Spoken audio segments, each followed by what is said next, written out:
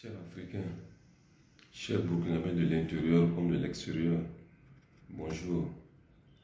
Cette vidéo à visage découvert pour vous relater un fait. Je suis fonctionnaire de l'État burkinabé. Je me contenterai de relater les faits sans donner mon avis et sans interpréter surtout, parce que je ne m'y connais pas en droit. Voici une femme burkinabé jeune, docteur en pharmacie de son état, qui après avoir géré une pharmacie, a constaté que le coton que nous utilisons pour les soins, le coton hydrophile qui se trouve dans les pharmacies, vient exclusivement de l'Europe. De l'Europe plutôt, de l'extérieur, de l'Europe, de l'Asie, de l'Inde, ainsi de suite. Elle s'est informée et ensuite elle a décidé par ses propres moyens d'aller se former. Donc elle est allée en Chine pour se former sur le traitement du coton. Et au retour, elle a pris tout ce qu'elle avait comme ressources pour la pharmacie, une centaine de millions, avec l'aide des amis et surtout des parents que nous sommes, pour se rendre encore en Chine et acheter les machines. Et les machines sont venues des machines de précision convoyées par les experts chinois. Pour monter la machine, c'est des précisions, il faut faire le montage. Et elle a commencé à produire le coton. Un coton qui répond aux normes. Et donc, elle a pu placer le coton dans quelques pharmacies à Ouagadougou, à Bobo-Dioulasso, ensuite au Mali, au Niger et en Côte d'Ivoire. Et comme les cotons sont aux normes, elle a pu avoir également une convention avec la CAMEG pour la distribution et la vente de ce coton. Et comme c'est de l'entrepreneuriat, il y a des difficultés qui apparaissent toujours. Et quand elle a monté l'usine, c'était en 2016. Et puis en 2019, comme le coton commençait à être connu, la demande a commencé à augmenter et elle a voulu un accompagnement.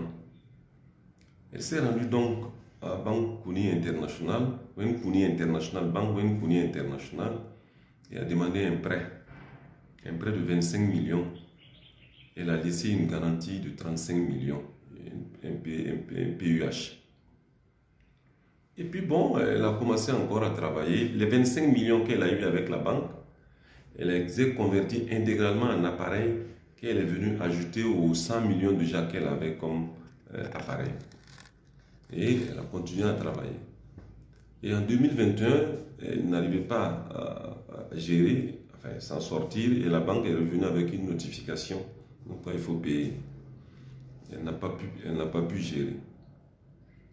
Et en 2022, la Banque Wen Kouni International, par le truchement de son avocat, M. Ouattara, et envoie le huissier de la banque, M. Traoré Moumouni, qui arrive avec une ordonnance de la chambre du tribunal de commerce pour ordre de recette.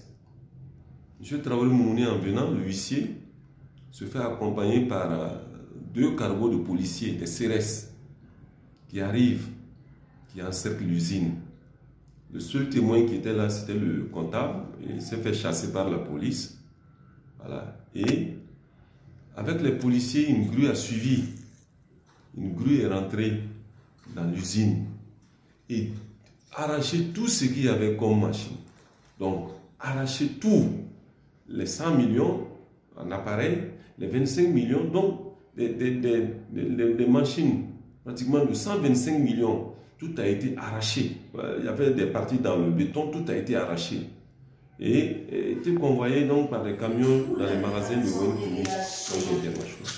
Et 2 semaines après, le même huissier revient au Mouni avec un placard d'une vente aux enchères. Et donc, finalement, pour chercher un avocat qui, dans le premier jugement, dit que une usine est un bien immeuble et qu'il n'est pas question donc de le détruire. Et sur le champ, je crois, pendant le jugement, le juge a interdit la vente, a suspendu la vente.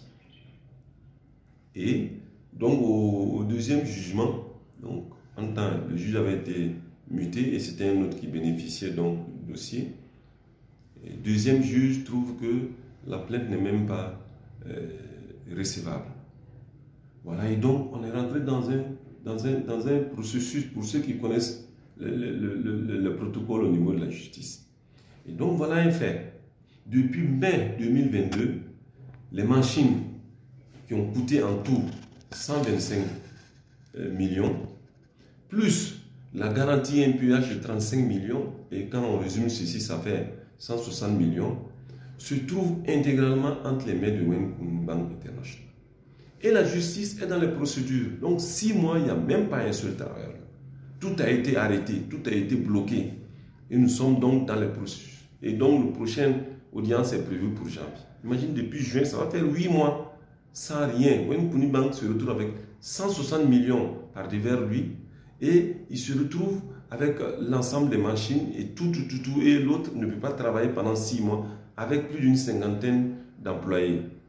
Et du coup, ce qu'elle utilisait, puisque en fait l'usine était censée épauler à un certain moment la pharmacie qui a servi de ressource, la pharmacie aussi se retrouve dans les problèmes avec l'usine.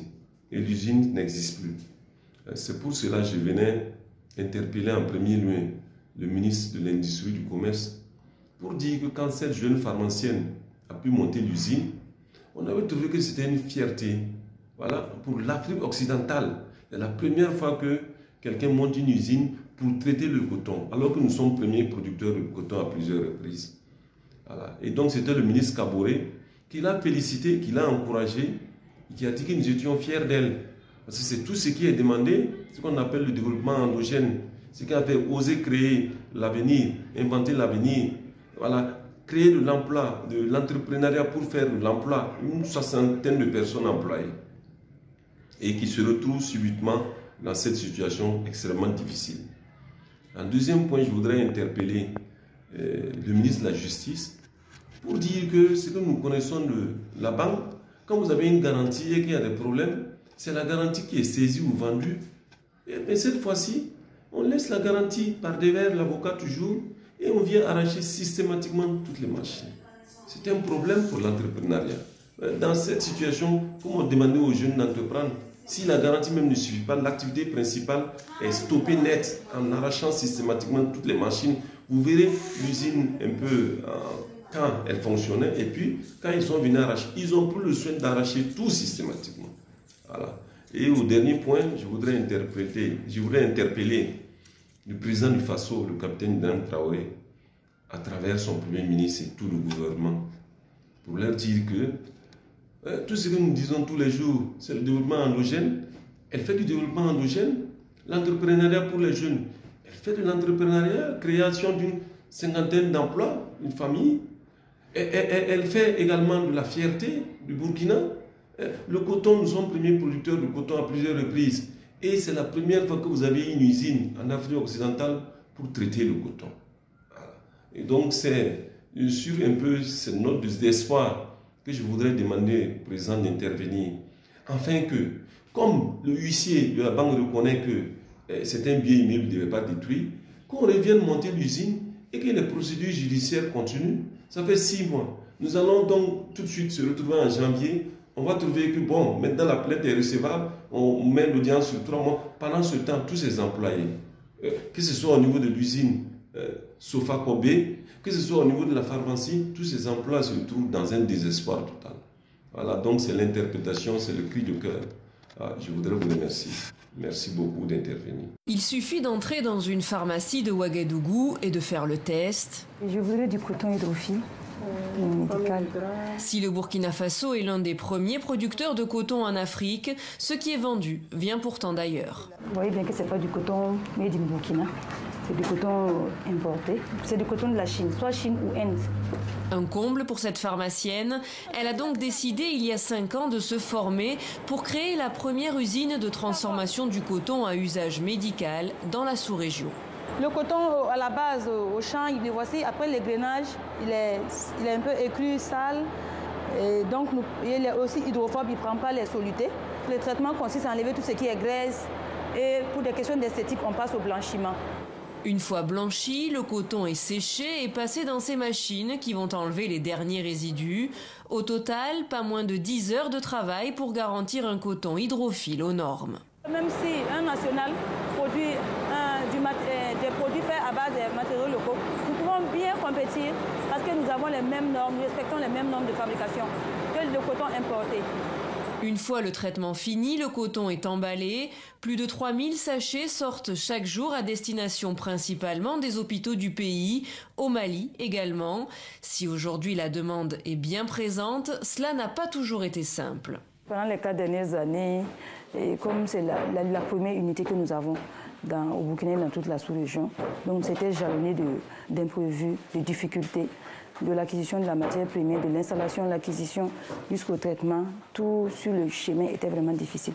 Avec un chiffre d'affaires de 160 millions de francs CFA en 2020, la société vise désormais un nouvel objectif, fabriquer des compresses médicales.